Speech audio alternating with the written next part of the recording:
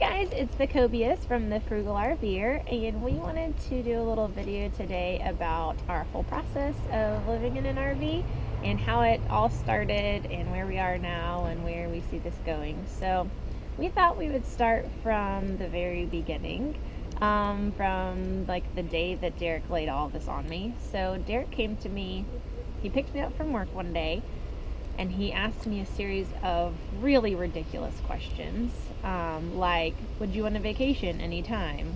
Duh. Yes. Would you?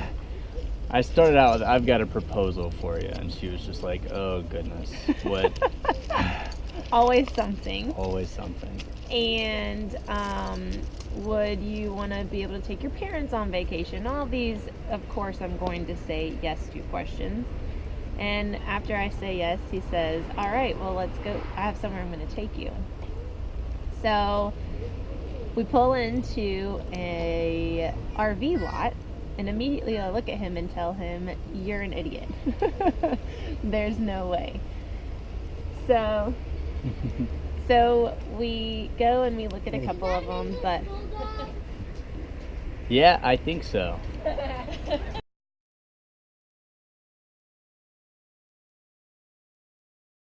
So we pull up to the RV. We pull up to the RV lot, and where's our water at?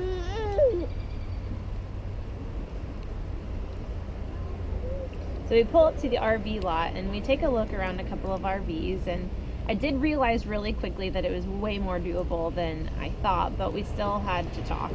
And I still did not think it was a reality. So we went home, and then Derek started laying out all of the numbers and all of the things that we could potentially do in an RV and how we could turn our life into this simple life. And it was time for us to make some decisions financially.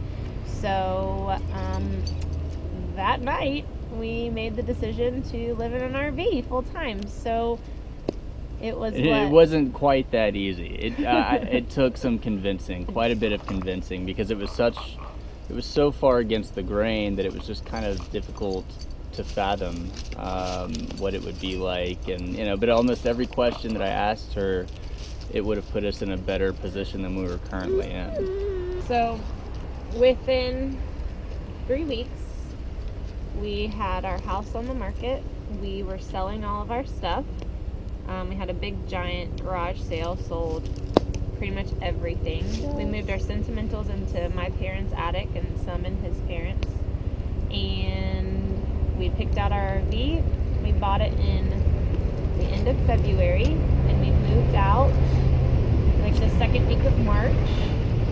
Yeah. So it's now December, and we've been full-time RVing since.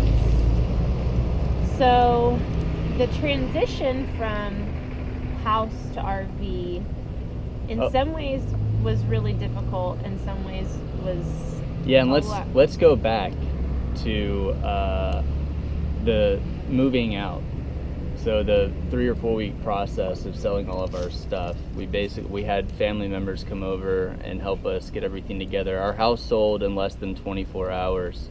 So, and it was a cash buy. So we had basically 15 days to get out of the house. I mean, this was from idea to implementing and being fully part of the full-time RV lifestyle was all of 4 or 5 weeks or something like that. I think total, yeah. Yeah, I mean, it was no time at all. So, and you can imagine the stress of going through 2,400 square feet of a house and consolidating to something that we had storage and living space that took up all of 500 square feet. It was quite a change, and difficult to get our arms around.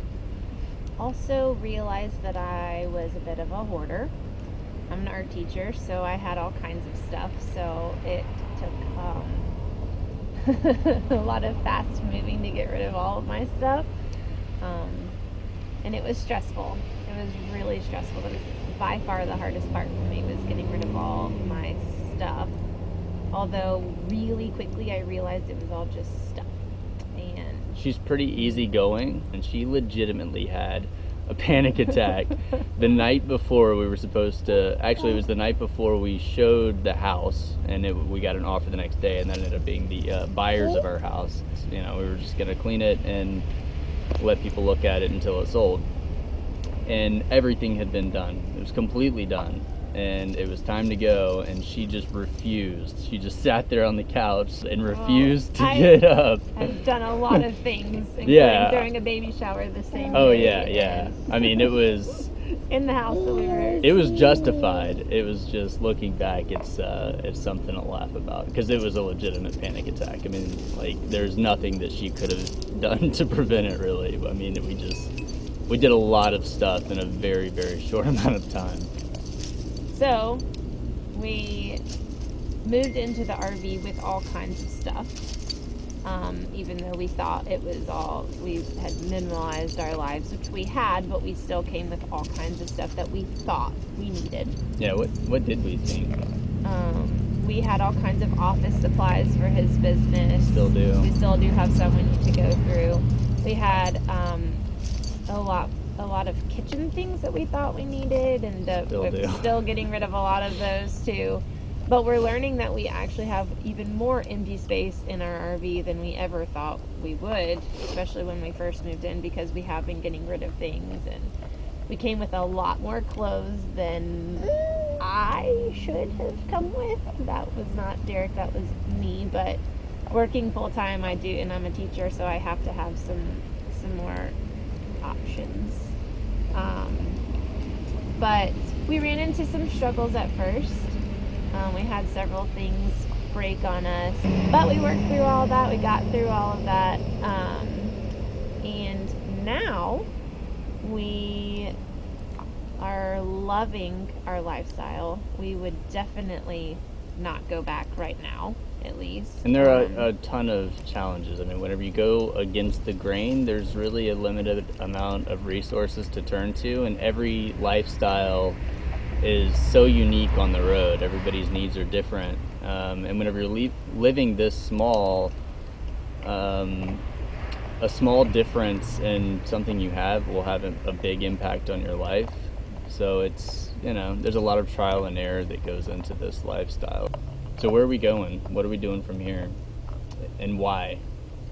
So if we could go back to the very beginning and know what we know now, we would go smaller, because our RV is 42 feet and it's way too big. We've traveled a little bit over the summer, and it was not all that enjoyable, because with a 42-foot fifth wheel and a baby and a dog, it just was too much. So we are looking to downsize right now. So we are looking into buying a school bus to convert.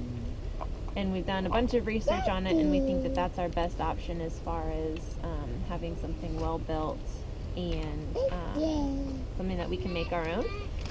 And yeah, where else? What else are our plans? I think that's it. Maybe we'll save the bus for another video. Yeah, so be on the lookout for that process.